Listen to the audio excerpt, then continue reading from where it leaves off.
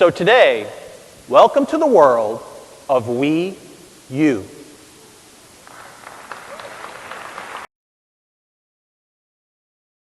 Something you'll probably hear a lot from Nintendo fans is, oh, I don't need the Wii U anymore. The Wii U is pointless. The Wii U killed my dad. And to be fair, the Wii U was not Nintendo at their strongest. And I feel like that has to do with the fact that they just made a lot of weird decisions with this console. Not using the gamepad to its full potential, weird choices for games, that terrible name. All this contributed to the Wii U selling, at least it sold better than the Vita.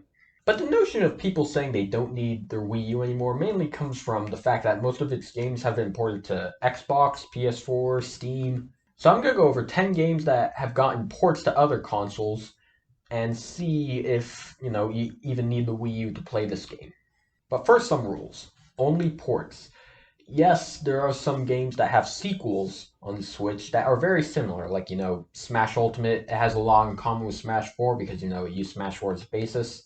And Splatoon 2 just feels like Splatoon 1 again. But these are separate games.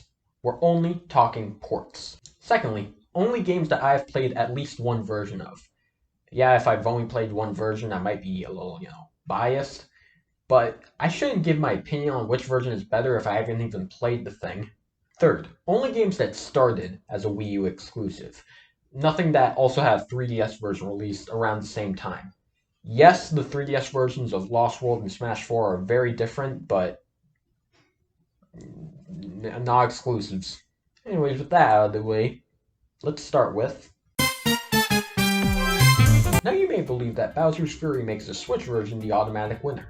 However, for the sake of this video, I'm considering Bowser's Fury as a separate game from 3D World that's included on the same cartridge, because this is really its own thing. However, I still consider the Switch version the better version. When comparing the pros and cons of each version, the Switch version has faster running speed, online play, and makes far more sense as a Switch game considering how short the levels are. The Wii U version is still fine, but the Switch version is definitely the definitive version. Anyways.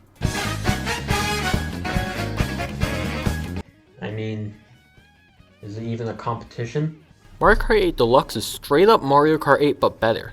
And I think the biggest point to show that is the battle mode, because it's an actual battle mode. What the hell is this? This isn't a battle mode, get this out of my face. It's funny how one version has, in my opinion, the best battle mode, while the other has the worst. Now, I'm not one to say that quantity means quality. And while the new characters don't really fix how messy the roster already is, they're just straight up a new Mario Kart game here in the form of DLC. But this isn't a Bowser's Fury thing where it's clearly a separate game. This is part of the base game. I think it's obvious here that the Switch version is the better version. Okay, I don't know. I don't really like Pokken, but I guess the Switch version because it has more characters. This game is honestly mid, and she's very annoying. There's nothing more joyful than a like that. All right, keep up the pressure. Shut her off!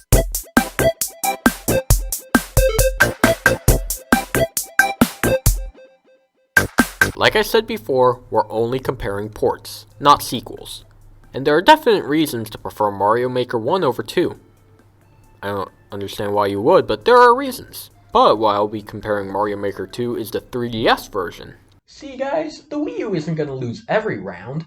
The 3DS version of Mario Maker, in my opinion, should have been its own thing.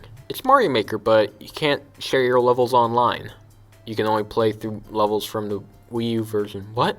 Also, New Super Mario Bros. U on the 3DS just feels wrong. I think it would have been cool if the game used handheld Mario games for the themes.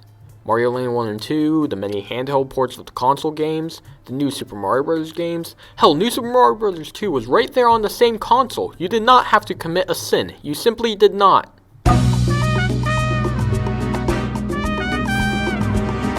Much like Pokken, the Wii U and Switch versions of Tropical Freeze are mostly identical, and like one feature is the only reason the Switch version is better.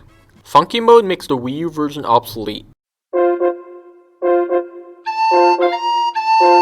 The last time I played Pikmin 3 was 7 years ago, so this is another example of the Pokken effect. The Switch version is better because of one thing. Does the Wii U version have the Olimar and Louie missions? Didn't think so. Now, there are definite benefits each version has over the other, and I really expected to prefer the Wii U version, but it wasn't the Switch version either. It's a tie. But first, the Wii U version's logo isn't ridiculous. Toadette is a welcome addition to the Switch version. In the Wii U version, it was cool that Buckenberry and Ala Gold, yes, those are their canon names, were two separate character slots. Now it's just Toad. The Switch version had the ability to play as Nabbit in NSMBU, while in the original he was a Luigi exclusive. The Wii U version has nicer looking UI. In the Switch version, Player 1 isn't locked to Mario or Luigi. Despite Nabbit now being playable in Mario U, they didn't add him to the opening like they did with Luigi U. The easier characters are labeled in the Switch version. In New Super Luigi U, the easier characters get more time on levels. In the Switch version, if you're playing 4-player multiplayer, one player will have an unfair advantage because they have to play as either Toadette or Nabbit. But to be fair, the Wii U and Switch version of Super Luigi U have the same thing. I played Hyrule Warriors once, but hey, it's my video, I can do whatever I want. This adds like 2 costumes and the DLC. Okay, I guess not having to pay for all this stuff and those 2 extra costumes. I guess convenience makes this the better version, I don't fucking know.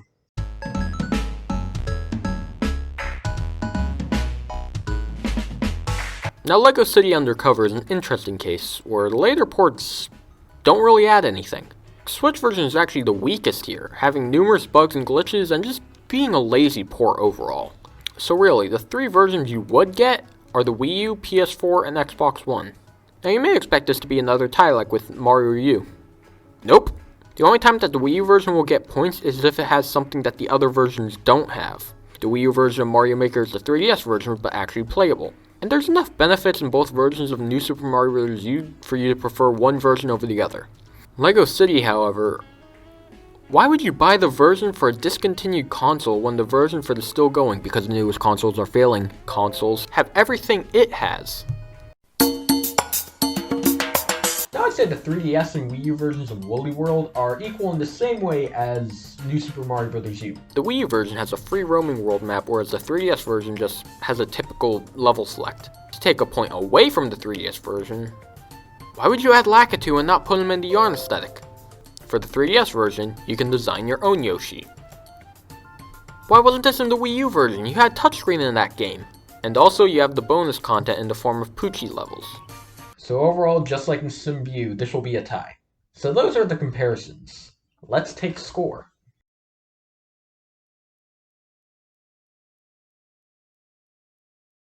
Yeah, I think it's safe to say there's no reason to buy a Wii U these days. Even with the 3 games that did get points, yeah, the 3DS version of Mario Maker sucks compared to the Wii U version, but Mario Maker 2 blows them both out of the water. And with the SimView and Woolly World, the only reason you get the Wii U version is if you really prefer what the Wii U version has over the non-Wii U version. Otherwise, why not just get the easier to get version? So in conclusion, the Wii U is for people who just fucking hate Toadette.